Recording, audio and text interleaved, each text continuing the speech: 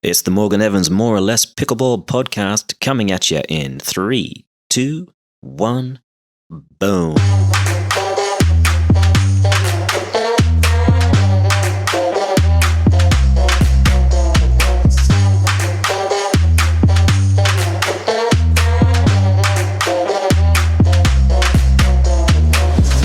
My guest today is the Managing Director of Competition for USA Pickleball, which means she's a big deal, and if you meet her at a tournament, you should probably be nice. We're going to talk about the Nationals, December 6th to 14th at the Indian Wells Tennis Garden, primarily what it's going to take for people to get in. So if you're one of the legions of players that might be a little confused leading up to registration, then please welcome Karen Parrish. Karen Parrish, how are you? I'm great, darling. How are you? Very well, very well. Are you staying busy? Oh, yes. I imagine the kind of workload you've got is second to none. It is right now. All right, let's get into it. Are you excited as I am? Absolutely. Okay, now before we dive too deep into the tournament details, could you tell us a little bit about yourself, how you got into the game, and what sort of inspired you to become the Managing Director of Competition for our governing body? Sure. So I was working at a local gym, I guess you could say, and I was working at the front desk, and this is our city gym, and I heard this noise in the back, and I was like, what is this? So I go to the back, and this is like back in 2012, 2013, and there was a nice man who had come down, one of our snowbirds from Canada, and happened to bring his equipment with him. And I fell in love with the game after the first hit. I was hooked, and I was like, how do I get involved? So I looked into USA Pickleball. At the time, it was USA PA, and became an ambassador, and I was a local ambassador. And when I signed up to be the local ambassador, they said, how about being the regional director? We don't have a regional director for the Atlantic South region. I said, okay, what all does that entail? And they explained that to me. And I said, sure, I'd be happy to do it. All of this is volunteer time, which was no problem. So I signed up as being a regional director, did that for 4.5 years. But as a volunteer, it was starting to become a lot. And it was just a lot, especially considering I worked a full-time job. So I needed to back off a little bit. And I became the district ambassador, which would have just been for my area, the Northwest Florida area. And then the position of managing director of competition came about. And, at first I looked at it and I was like, I'm not sure because, the office is out here in Arizona and I'm from Destin, Florida, which is one of the most beautiful places in the world. And so I looked into it, and through a very dear friend of mine who continued to contact me, as like, please apply for this position. I did. And after a 6-month process, I became managing director of competition in 2019. It's been a little over 2 years, and I have loved every minute of it. Wow. Who was the friend, just out of interest, so we know who to thank? Laura Patterson. Laura Patterson. Okay, if I meet her, I will shake her hand. Okay, fantastic. I am glad you fell in love with the sport instantly, like we most do, and have risen to fame and fortune, hopefully. The Nationals obviously is the kind of crowning achievement of competition for USA Pickleball. It's a huge endeavor. Just curious, how many kind of staff and volunteers are going to be needed to run this year's event? Okay, so on site, oh my goodness, you have your pickleballtournaments.com team that we could not do this without. Melissa McCurley and her team do such an incredible job. We'll be working with them. Desert Champions, who's there at Indian Wells Tennis Garden. So you can imagine all of their staff and everybody that's on board. Myself and my 2 co-tournament directors, Don Pabin and Terry Carter, and then the entire USA Pickleball staff. You're looking at 50 plus people, I would think, that's going to come in and have all hands on deck to run this tournament. Wow. That's more people than some of the round robins around here. So impressive. Registration opens August 1st for the majority of people. Compared to other tournaments, I'm sure there's a lot of headaches involved. What makes this different compared to the majority? Well, it is the national tournament. And with the national tournament, it's not something you can just register for because we don't have 100 courts with lights, so to speak. I wish, that we did, but we don't. So we have to limit it based on capacity and availability. And so through that, we offer the golden ticket. And what that means is if you get your golden ticket at a qualifying event, you get pre-registration, which gives you your automatic entry into nationals, right? Yeah. And then if there's any available slots afterwards, we have a lottery process. And what that means is if you have played in a qualifying event, your name is automatically in the lottery, and we do a random draw. And during the random draw, which will take place in August, we will contact you to let you know that your name has been selected, and you can log in and register for the events that you've been selected for. Ooh, we should make it televised and we'll draw names out of a hat. That'd be great. Wouldn't that be fun? That'd be great fun. We'll do it on Centre Court at Indian Wells. I'm clearly nominating myself to provide the hat. Absolutely. So, firstly, thank you for explaining those details. The average player who is relying on the lottery, obviously the golden tickets had to carry over from 2019. What has that meant for the average player and their chances to rely on the lottery? So for this year, it's going to be difficult because we had 2,300 plus players with golden tickets. And wow. You know, not everybody is going to play with that same person that they got their golden ticket with. Yeah. So, capacity could be an issue. It may not. But again, we will see if there's any lottery availability for those players that aren't playing with the same partner. They may select someone that didn't get a golden ticket, but is available through what we call the lottery or by playing in a qualifying event.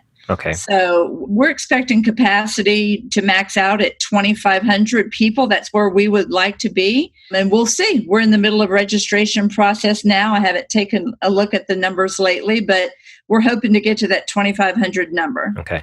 So in a perfect world, a golden ticket holder would partner up with another golden ticket holder.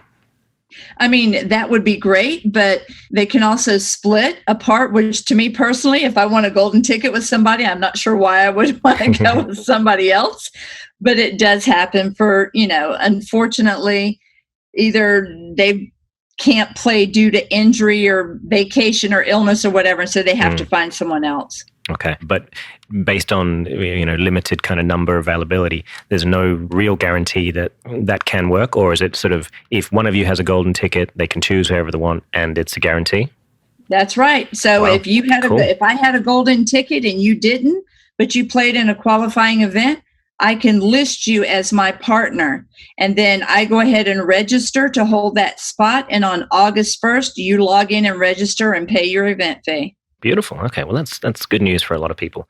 Mm-hmm. Now, pro players versus amateur players, is there a different kind of entry system or rules involved? Well, there is this year. We're implementing something, to manage a pro event, it takes a lot of work, right?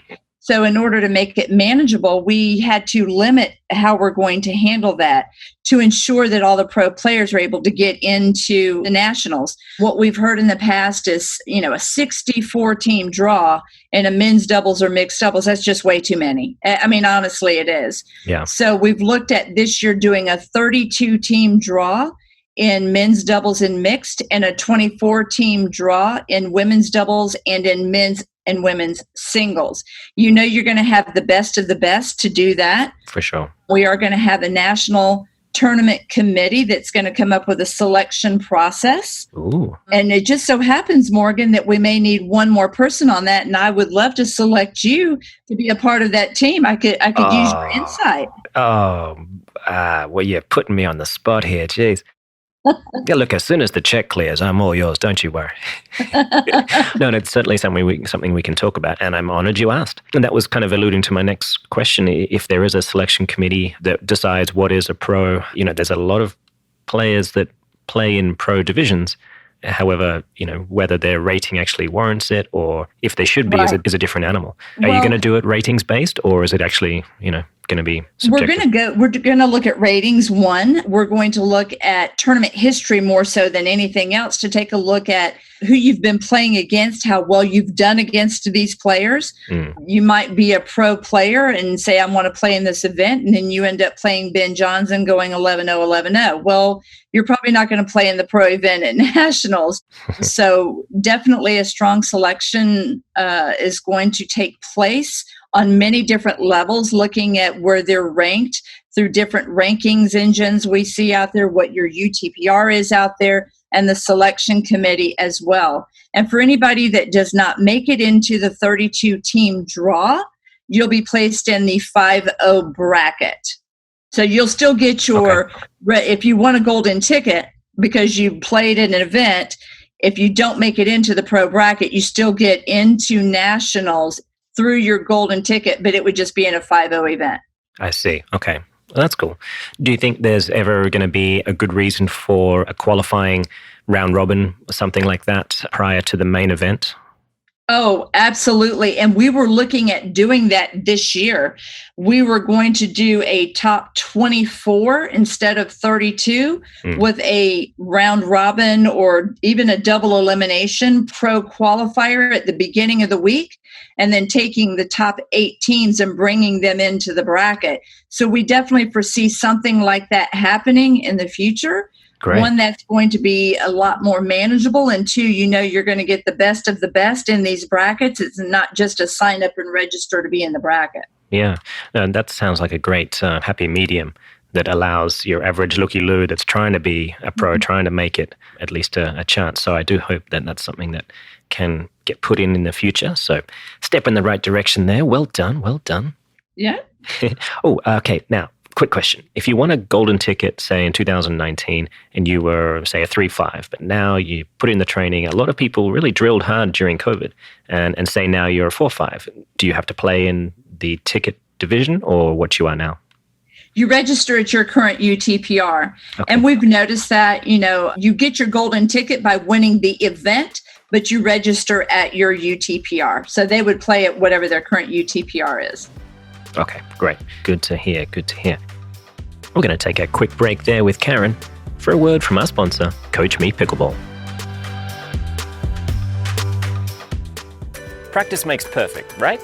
My name is Morgan Evans, and I have to tell you that practice doesn't make perfect. Perfect practice makes progress.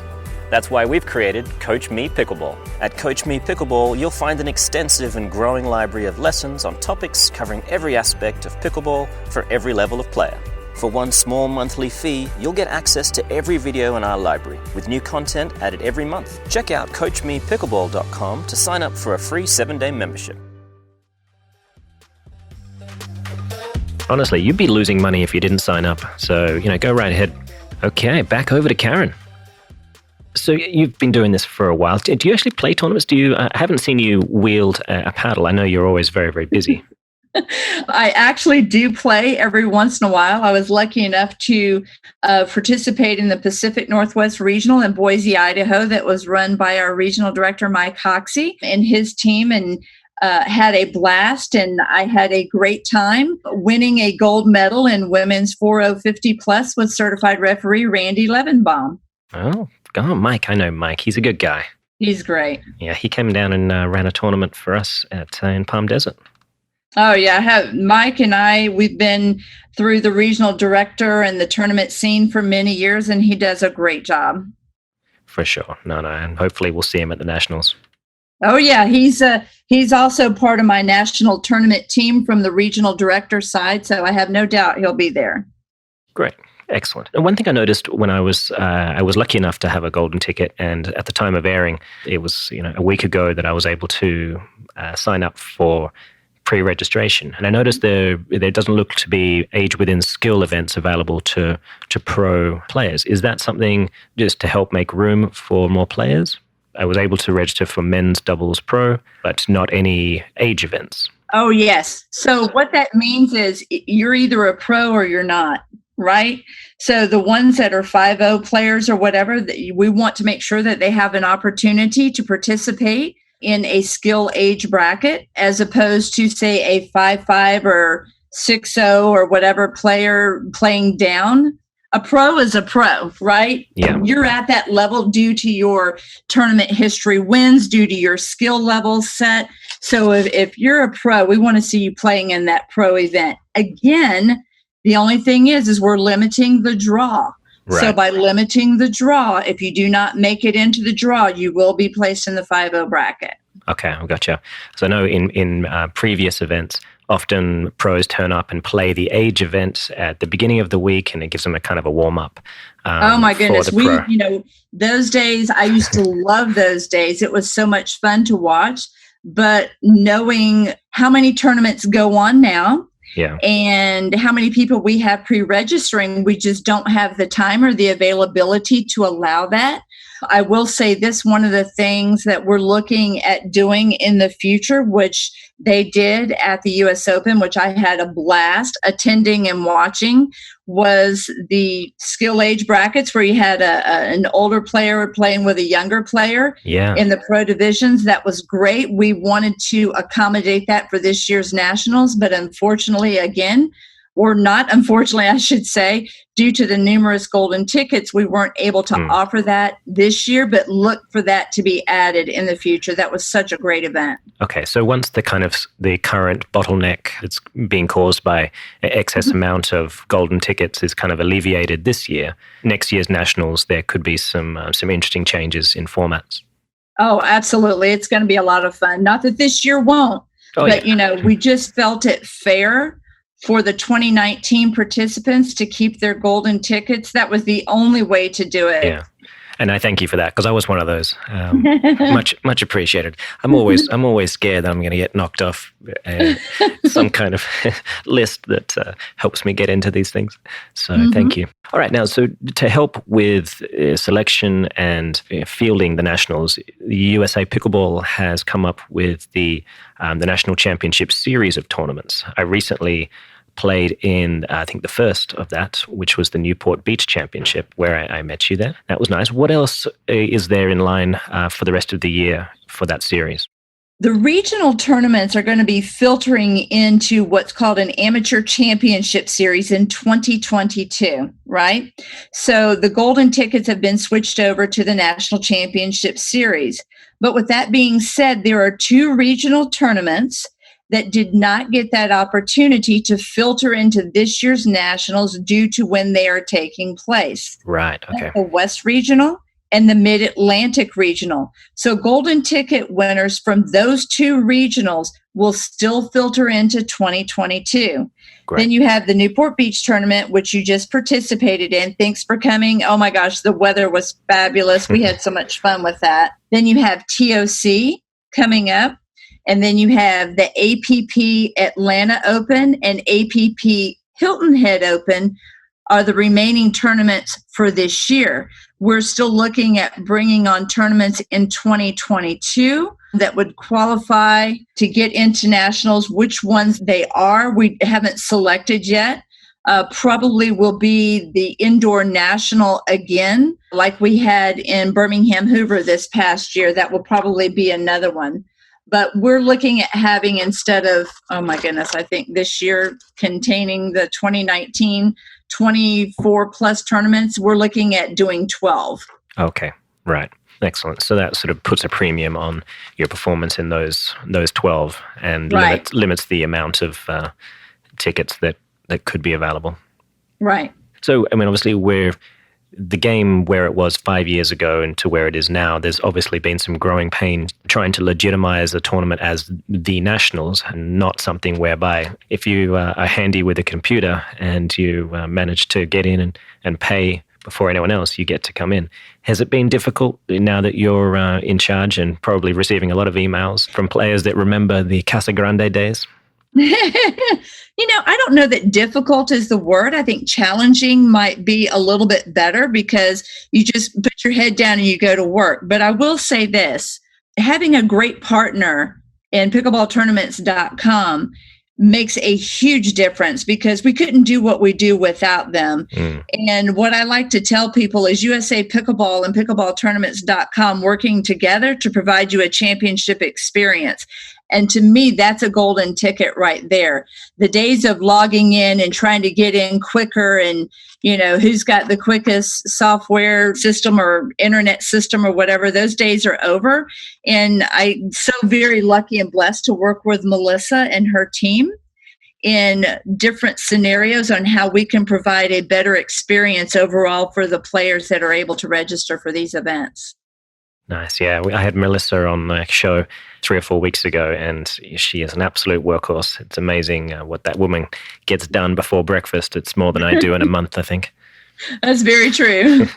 So obviously the writing is kind of on the wall here with where Nationals was going. It would seem like in the next 5 or 10 years, there isn't going to be a lottery per se, or at least it will just become a kind of a wild card, and you will have enough regional tournaments and high-level tournaments to be able to say, okay, if you got bronze, silver, or gold in one of these, congratulations, you're in, or maybe just silver or gold. Is that something that you guys are preparing for, or do you think there'll always be a lottery for all the looky-loos out there? Well, I think we're pretty much there now because we had over 2,300 golden tickets. So for nationals, but again, that's from 2 years of registrations. Could there be lottery in the future? I could very well see that there is going to continue to be some type of lottery or wild card in the future. But I could also see that would be from medalist only in the future, as opposed to just anybody that qualified by playing in that tournament. It is nationals. We do want the best of the best at these events. So our wild card or lottery participants could be medalist only. Okay, good. Yeah, I mean, it has to get there eventually, right? It's something where we have a gold standard tournament like the Nationals. It certainly needs to be the very best of the best. And I think everyone kind of understands that. Oh, absolutely. Now, obviously, the USA, I was about to say USAPA. I've been training myself so hard to say USA Pickleball. They partnered up with Indian Wells Tennis Garden, one of the premier venues in the sporting world. Do you know, I know you may have come on after that decision was made, but do you know how that kind of came about? So, yes, as a matter of fact, so as you had brought up earlier, the Casa Grandes, or our contract there, was up and we were looking for a venue. And then we happened to hear through the grapevine that there was this really nice tennis facility in Indian Wells that started a pickleball program, which I'm sure you are very well of because you were part of the group there that started the pickleball program. And thanks to yourself, Kim Jade, many other players there in that area that continued the growth of pickleball there, we were able to start conversations as well as meetings, numerous meetings and conversations, and realize that this was more than just changing the venue to a 1-year contract, but making this more of a multi-year contract, because there is no doubt it is the premier event venue in the world. And working with Desert Champions at Indian Wells Tennis Garden is like no other. We are so lucky to have them as a partner and work with them on many aspects. And we look forward to continue working with them for many years in the future. Beautiful. And obviously there is a kind of an elephant in the room, and I just want to address it and get it out of the way. There obviously has been a bit of an uproar from a lot of people regarding the necessary vaccinations to play in this year's Nationals. And I think it's important for people to know that it wasn't a USA Pickleball decision that was on the hands of the venue. I'm sure they have very good reasons. And with any luck, we'll still have a fantastic tournament. Yeah, I mean, there's no doubt. I mean, we have a statement up on our website as well as they do. But again, I just want to reiterate that we are partners with Indian Wells and with Desert Champions. And you just don't leave a partnership or a relationship based on, something like this. We work very well together. We work very hard with them, ensuring that the players and spectators alike are provided a championship experience. Again, we look forward to many years in the future of continued progress with them. Yeah. I mean, I think with a lot of talk going on about this Delta variant, it's hard to argue. It still kind of needs to be a safety first scenario. So hopefully all the players out there that are thinking about that can put it to one side and still have a wonderful event. I mean, absolutely. We're registering like nobody's business every day. So, Brilliant. we look forward to a great event. Can't wait to see you there. Yeah, no, we're coming. Now, one last question. Trust me, and then you're off to save the world in another tournament. Okay. I was at the Newport tournament a few weeks ago, and the Franklin ball was used. Is it fair to assume that the Nationals will also be using the Franklin? Well, it's funny that you say that because we're making an announcement regarding which ball we're going to use for Nationals tomorrow. So stay tuned. Oh, okay. Well, so tomorrow that'll be exactly a week prior to this airing. So you wouldn't technically be spilling the beans if you wanted to say it. I would not technically be spilling the beans. You're absolutely correct, but I can't spill the beans. Fair enough. Well, Switzerland usually does well in these situations, so we'll give that one to Karen Parrish. Thank you so much for your time. I really appreciate you coming on and helping clear up some of the possible myths versus facts of what's required to get into our premier tournament. Thank you, Morgan. I look forward to seeing you soon. Beautiful. All right. Take care, sweetie. Bye-bye.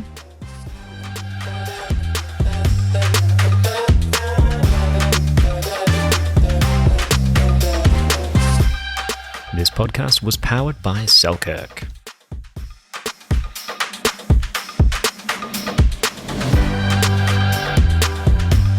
This podcast is also brought to you by the next generation of Selkirk paddle, the Vanguard.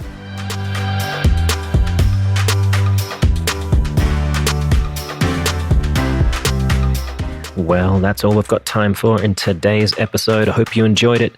As always, I'm Morgan Evans, and this has been More or Less Pickleball.